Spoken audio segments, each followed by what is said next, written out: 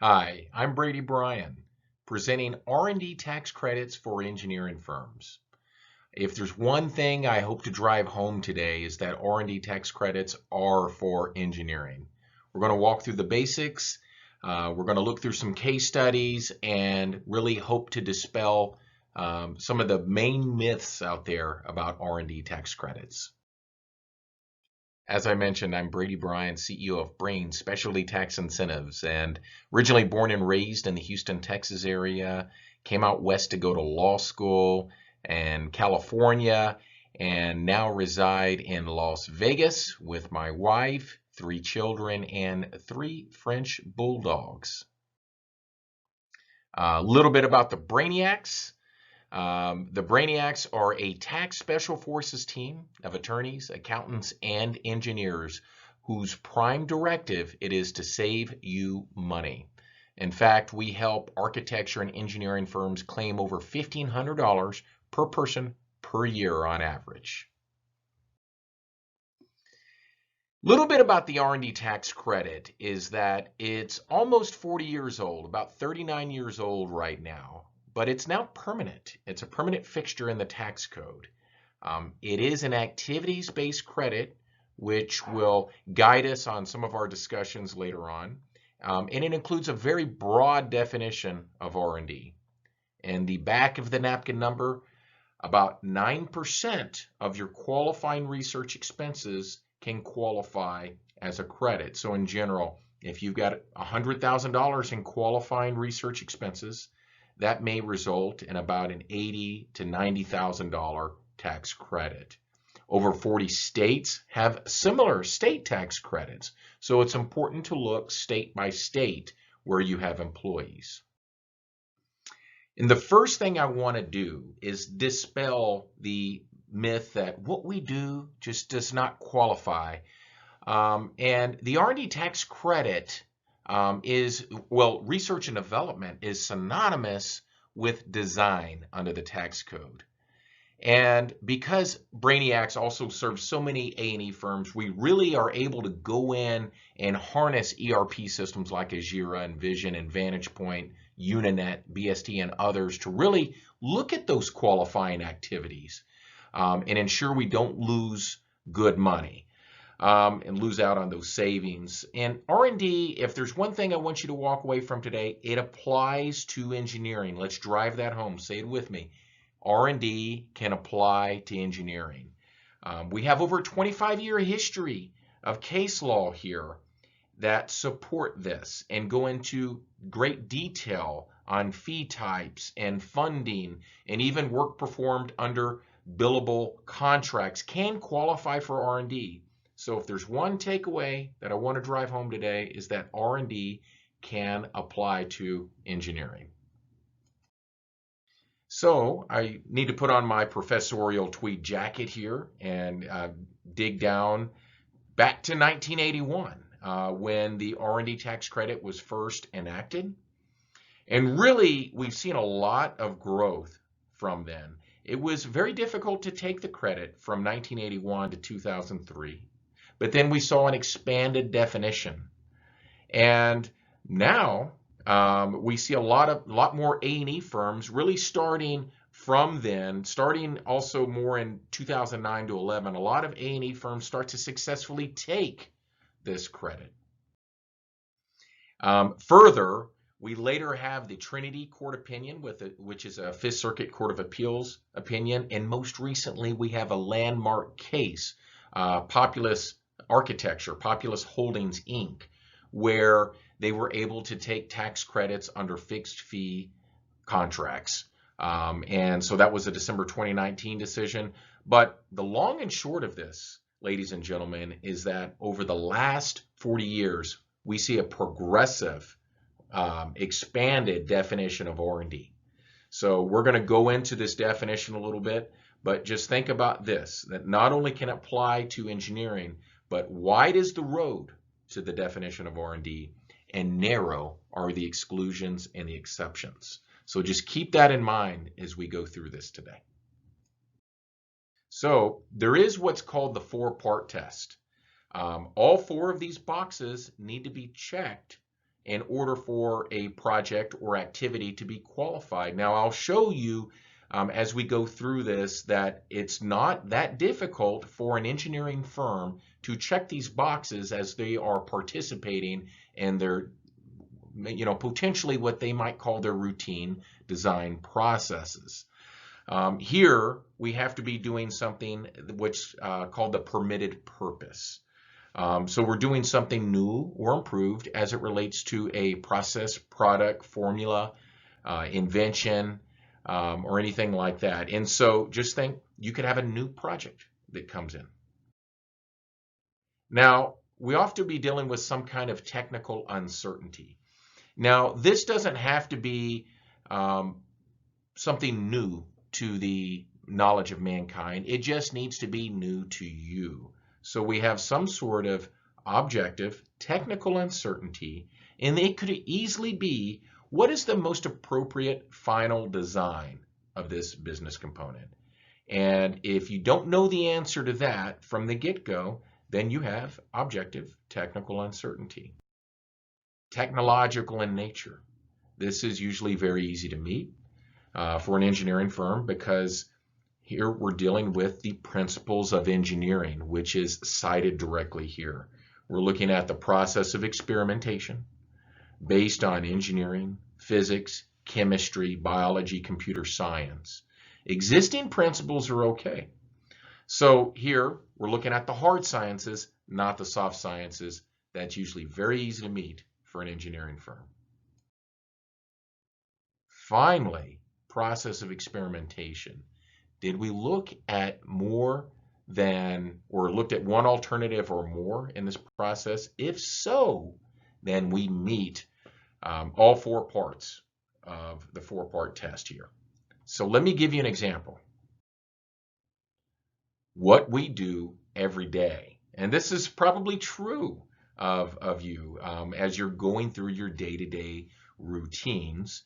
And I use that term lightly. Routine for you as an engineering firm is definitely not routine for most other companies.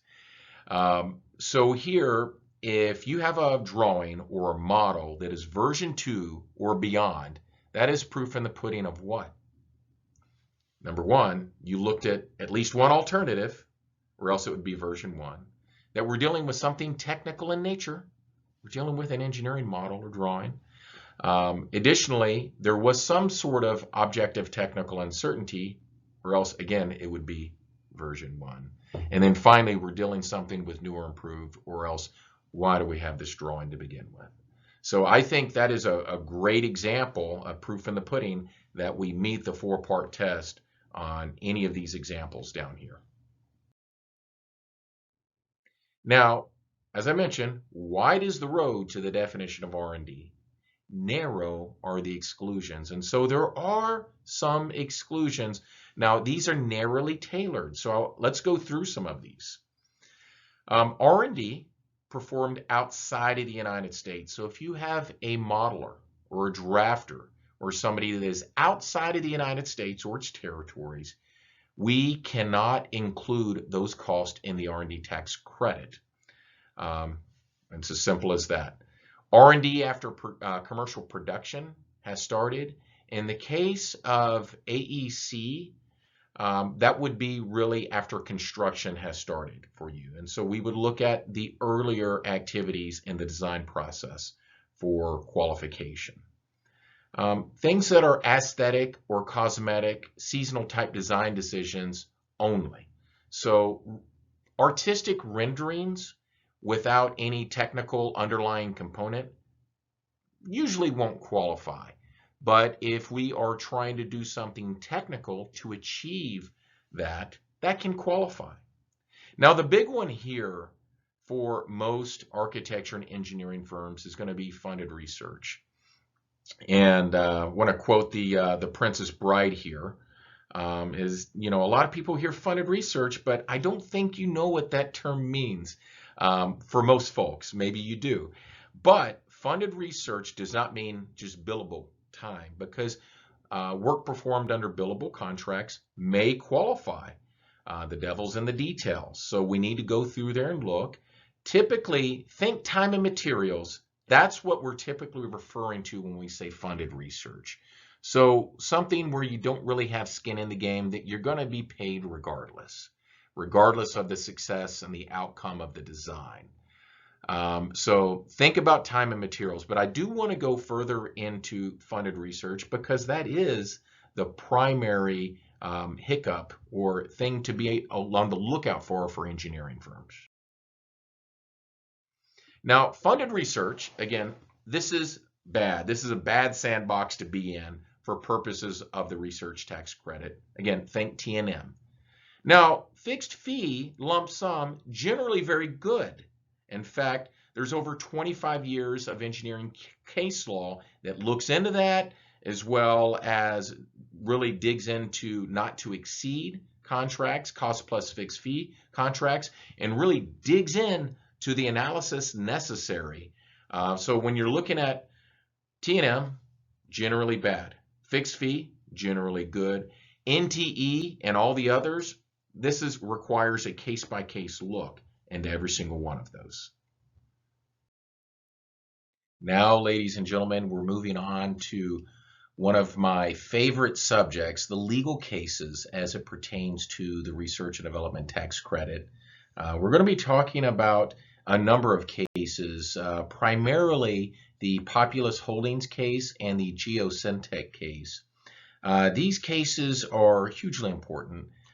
Populous, I believe, historically will really be a landmark case. Now, Populous Holdings was an architecture or is an architecture firm.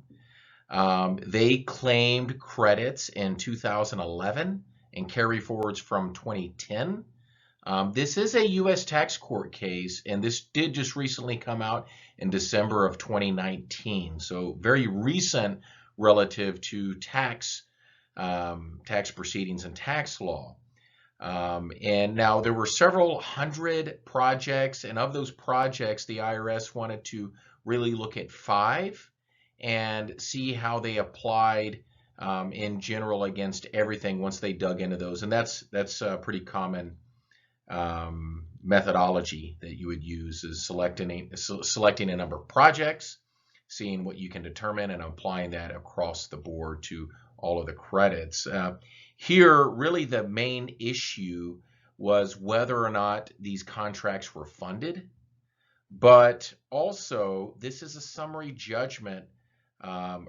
This is a motion for summary judgment, and it was granted for Populous Holdings against the IRS. And I've got the case right here, and really the thing here that I guess the burden is that there is no genuine issue as to any material fact, and that a decision may be rendered as a matter of law. Here there were 5 primary contracts that they looked at. The contracts were the San Jose Convention Center, and that was mostly an expansion and renovation. The Houston Dynamo Stadium, University of Arkansas Athletic Facilities Master Plan, University of South Florida, and Pico Hall, which is the Los Angeles Convention Center. And really, they looked at these and looked at a lot of the stipulations within the contracts, and the IRS came to a conclusion on their end that these were funded, that either or both, either the taxpayer had no economic risk of loss in these projects, and that in some cases that they didn't have rights. And the court quickly dispensed with those arguments. The holding of the court here was that the research was not funded by the contracts, that the payment was contingent on the success of the research, and the taxpayer retained substantial rights in the research. And here at BRAYN, we have actually requested all of those documents, over 1,000 pages of everything related to this case, including the contracts, the specific contracts here.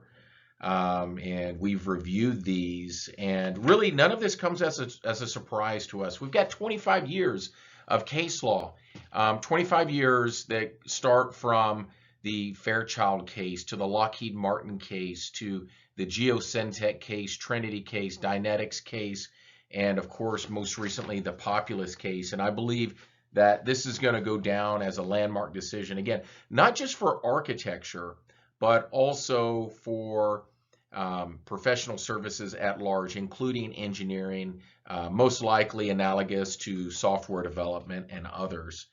But really, one of the important things here is that in order for a contract to not be funded, that your payment must be contingent upon the success.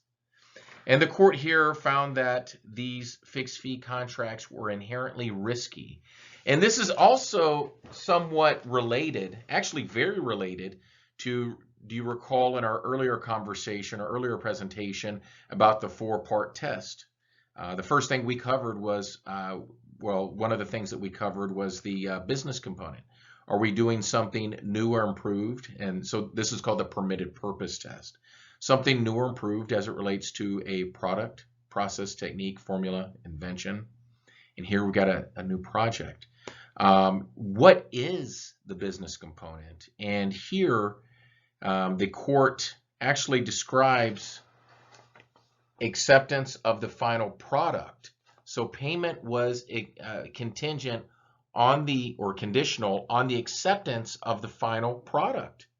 The final product, ladies and gentlemen, is the business component. And here, that's the design package.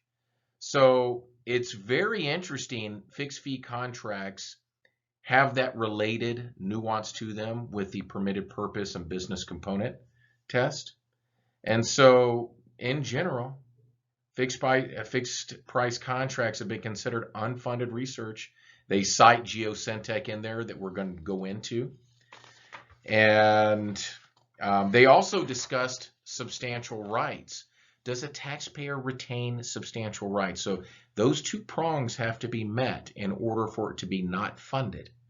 That their payment for the project and the milestones within the project are conditioned or contingent upon success of the research, number one, and number two, that the taxpayer retains substantial rights into the research. Now, the IRS says, well, you know, on some of these, the actual developer or the whoever hired them to do this design work retains the instruments of service, that they own the instruments of service, the drawings, the blueprints, as it were. And the court dispensed with that argument. And really, as long as the taxpayer here, populace, retains that knowledge, that know-how, and is able to apply that on future projects without having to pay a royalty or any kind of fee related to that, then that is enough. That is substantial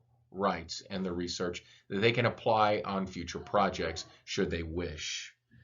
So this was a tremendous case. Again, it's actually a pretty short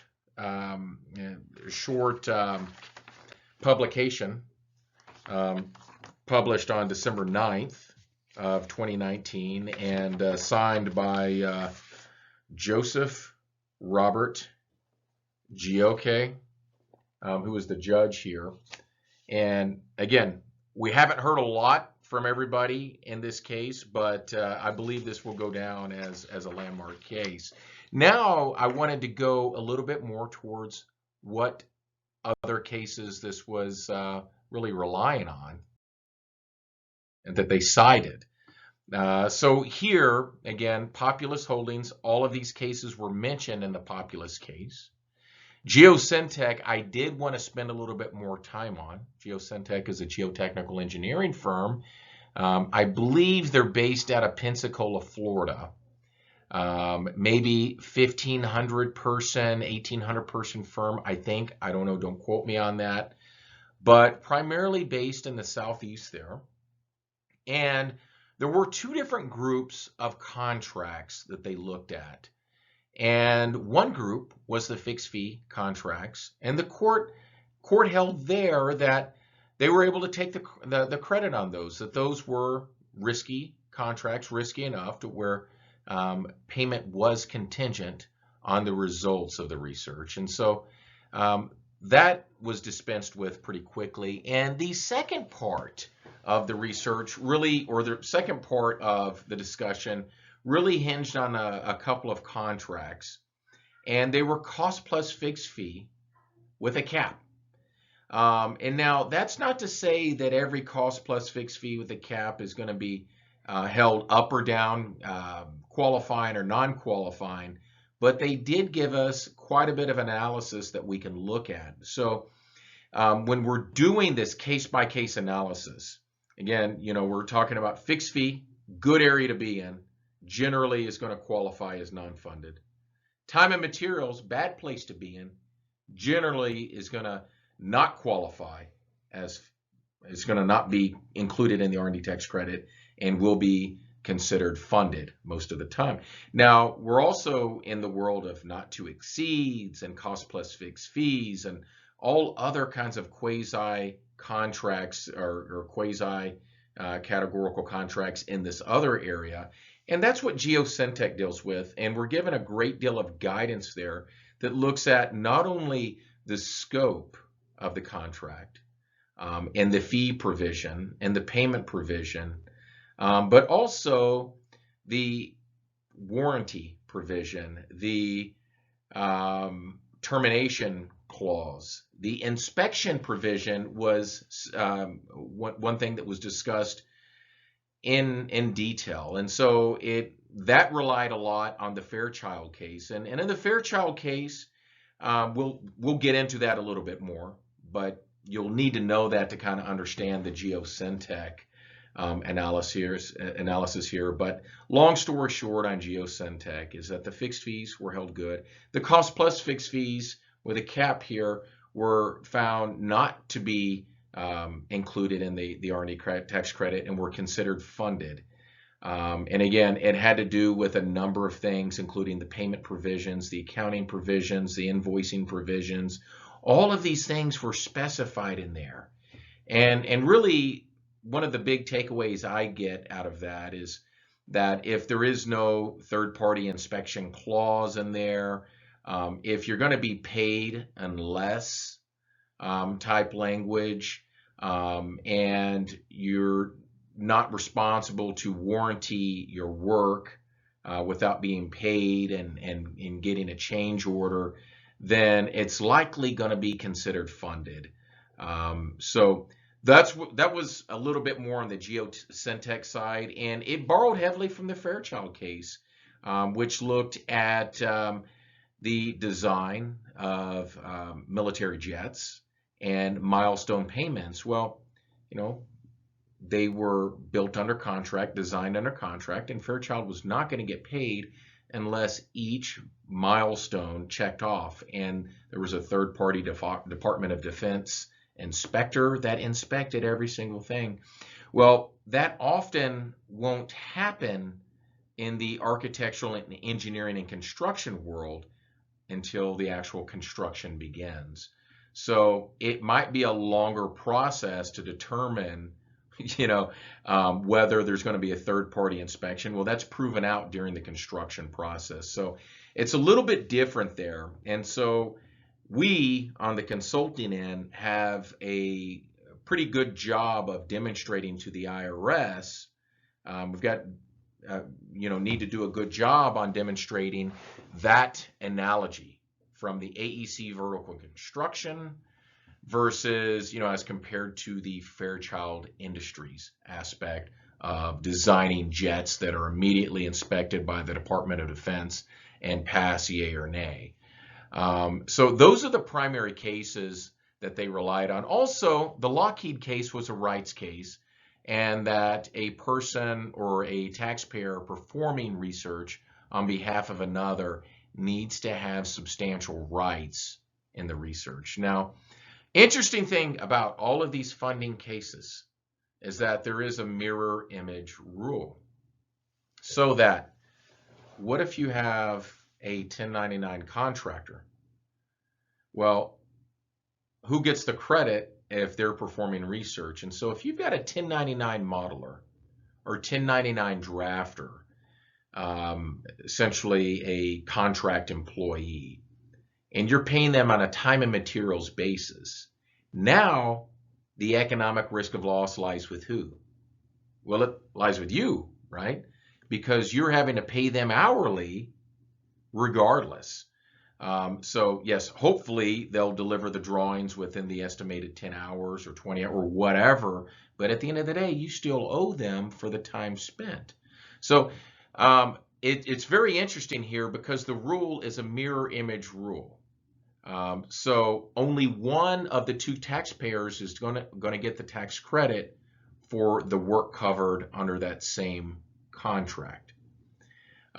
So in this case, if you have a 1099 modeler or drafter and you're paying them on an hourly basis, you would be able to take 65% of the qualifying amount that you're paying them.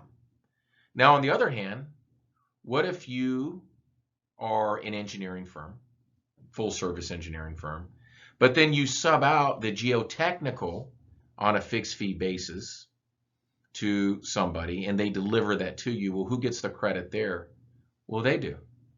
Because remember, when we're talking about fixed fee, it is really more equivalent to a final product that you're purchasing.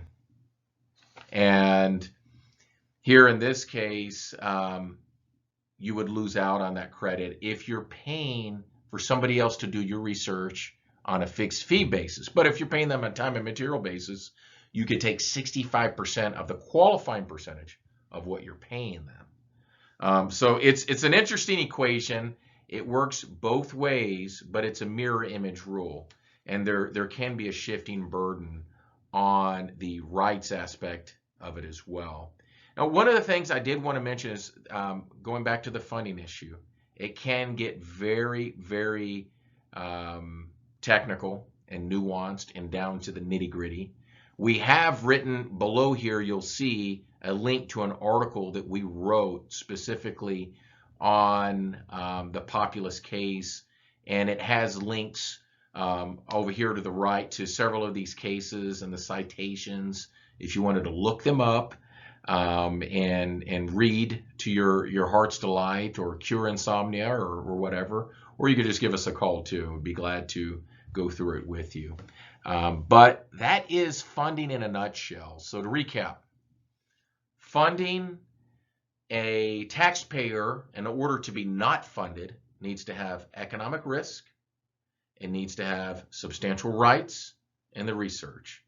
In other words, skin in the game and substantial rights, and you can take the qualifying research related to there. And again, what's the qualifying research? Here, the product would be the design package. Now, what would one expect to find in a good R&D study? Typically, we would want to see the detailed calculations and all the backup necessary to back that up. We would want to see all the documentation. We would want to see an overarching description of the engineering design process and deeper project overviews and reviews on how each qualify for the 4-part test. Additionally, we would want to see this optimized with time tracking. A good consultant harnessing the power of whatever you're using for time tracking. Again, that could be Vision, Jira, it could be Vantage Point, Uninet, BST, Big Time, doesn't matter. A good consultant would be able to know these, dig into them, harness their power, and really help back up a lot of this. And in the case where you don't have time tracking, we should have the proper documentation that demonstrates and backs up the estimated time. Finally, exam support. Exam support is so important. Now, the risk of exam on amended returns is in between 3.5% to 5%. So it's not very high, but you still want to have a consultant that is worth their salt, that has a tremendous track record of sustaining exams under examination, sustaining studies under examination. How do you optimize the tax credit? Again, it really starts with time tracking and really digging in to what is being done, what is being tracked, and being able to create silos of time by project type, fee type, project, phase, and potentially activity if it's down there. Now, as I mentioned earlier, design is synonymous with research and development pursuant to Internal Revenue Code Section 41, the research tax credit. And so here we really want to dig into not only the preliminary design phase, but also the final design phase as well. That includes schematic design, design development, and construction document phases. Now, some of the bid can be included in there, and that's really why I separately listed preliminary design here, you'll see. And make sure that that's, if that time is put into other buckets, that we're able to identify that and not leave good money on the table.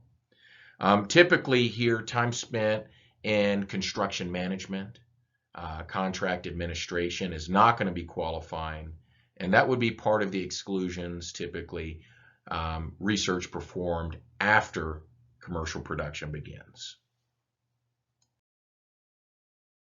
I really love this slide for a number of reasons, really two reasons. It's really more of a heat chart that shows not only the folks that can qualify, but usually the degree that we usually find them qualifying at. So if you think of this as a cross-section of the Earth, and you look at the core of the Earth, that's the hottest, that's a molten nickel, and the further out you get to the mantle and the crust, the cooler it is. That's the less qualifying.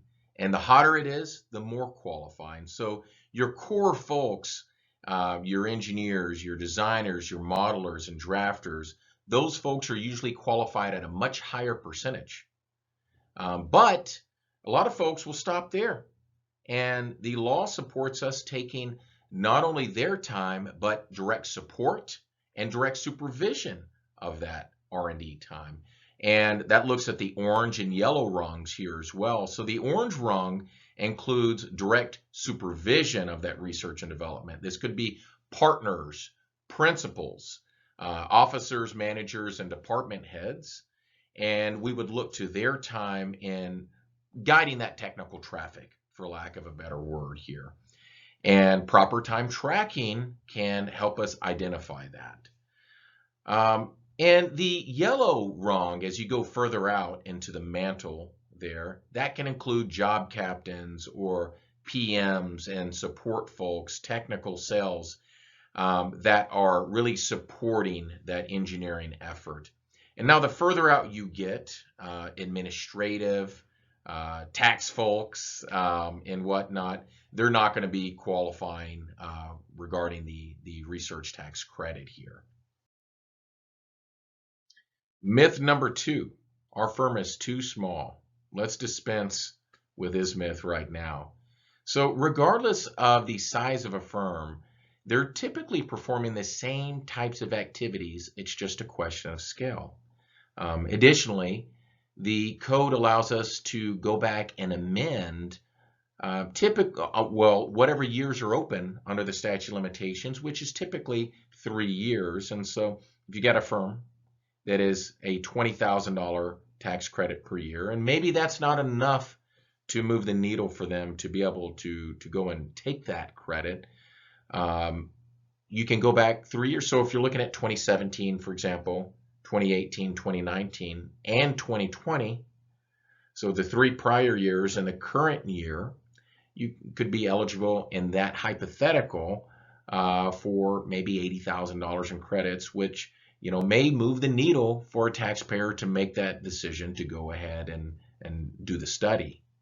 Additionally, the alternative simplified credit methodology now allows taxpayers to use a much simpler method and reduced record-keeping requirement where we only have to look at the current year and the prior 3 years for taking the credit. And we don't have to go back to the 1980s like a taxpayer used to be required to do in yesteryear, so to speak. And additionally, there's a payroll tax credit. So if there is an engineering firm that is making less than $5 million a year and is less than 5 years old, they can offset payroll tax with that.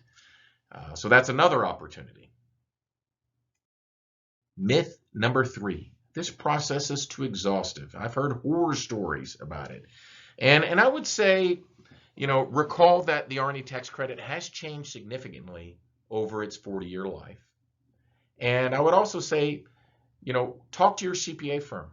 Engage a tax consultant sooner rather than later and start early. Don't wait till 9/15, the filing deadline, to take a look at it. It's not too early, for example, to start taking a look at 2020 now, even though the tax year is not yet closed. And additionally, get a free assessment. Any consultant worth their salt would be able to offer a free Phase 1 assessment. I know we do. So yeah, reach out. So now we're going to get into some case studies. Here we have an engineering firm that is doing a number of qualified activities, including subsystem engineering, structural, HVAC, site grading, electrical systems, and basically a lot of activities in the schematic design, design development, and construction document phases. This is a full service engineering firm, and it's about 50 people, total payroll about $2.6 million. Qualified research expenses. This is what we end up qualifying of all of the qualifying activities, qualified projects, all of that time in those phases. Here, this is about 34% of their total payroll. And this results in about a $50,000 credit for that taxpayer. And as I mentioned, you can go back in time. So if you're looking at 2017, 2018, 2019, and 2020, ceteris paribus, all things being equal per year, you're looking at close to a $200,000 tax credit under this hypothetical.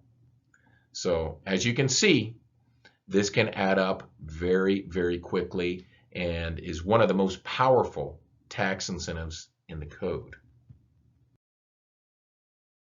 And here is another analysis that I wanted to show you, another case study. Now, this is more of a civil, transportation, environmental, and water company. They do very little on the vertical construction side. And about half of what they do is considered funded. That means it's pure T&M, a lot of DOT projects that are pure T&M, and others. So about half of what they do won't qualify on an hourly perspective. The other half of their hours will qualify. And the reason I wanted to show you this is because it can be very meaningful, even if a lot of what you do is otherwise not qualified. So here are the results of this case study. So in conclusion, the big walkaway point I hope that everybody gets is that R&D can apply to engineering. And engineers are doing R&D on usually a day-to-day basis. Now, recall, there's a big definition of R&D. It's more than just the white lab coats and graduated cylinders. So wide is the road to the definition of R&D. Narrow is the exception.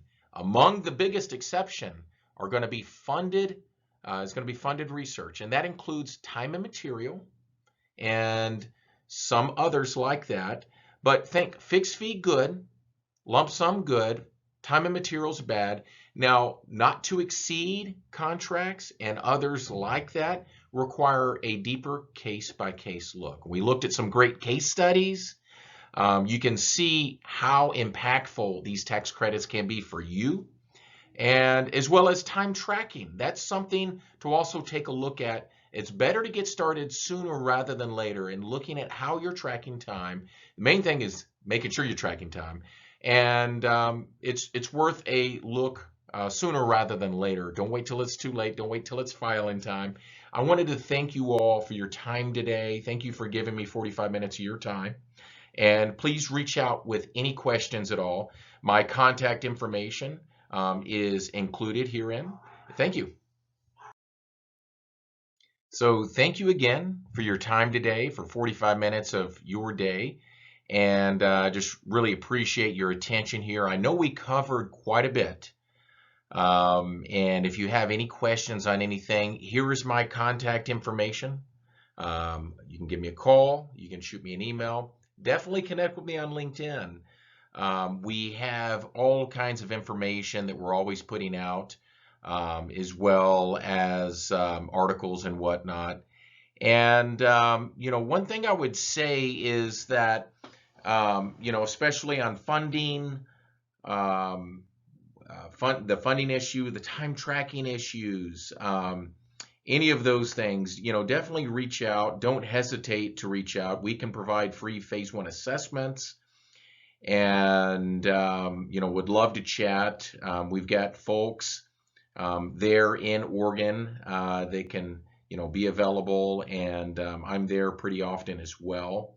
And we work with a number of CPA firms. We're CPA firm agnostic, so we would love to chat with your CPA. Or CPAs, as it were. I know a lot of times that you'll have different partners using different CPAs, and be glad to talk to all of them. So we do love CPAs, and we are CPA firm agnostic, and would love to be able to put a phase 1 together for you. Really, one of the things to get started on phase 1s would be, the biggest thing would be a list of employees and box 1 W-2 wages and job titles. That's really the biggest thing. Time tracking is not necessarily essential, but if that were available, we can a lot of times go in, depending on what you're using, and get what information we need out of there. If you do engage us, you're like, hey, how much time is this going to take? And so typically we find that phase 1s will take, I would say, let's estimate 2 hours of you and your firm's time. And then if you do go through and do a full R&D study, I would say if you're going to, for the first time of an R&D study, it might take upwards a cumulative 15 hours, if I'm being honest. But it's not going to seem like that much, because it's going to be broken up over about 3 months, and usually with several different people. We present to you a work plan, probably much like you would propose to your clients, and we're a fixed fee firm, so we're going to propose to you on a fixed fee basis and show you a number of options.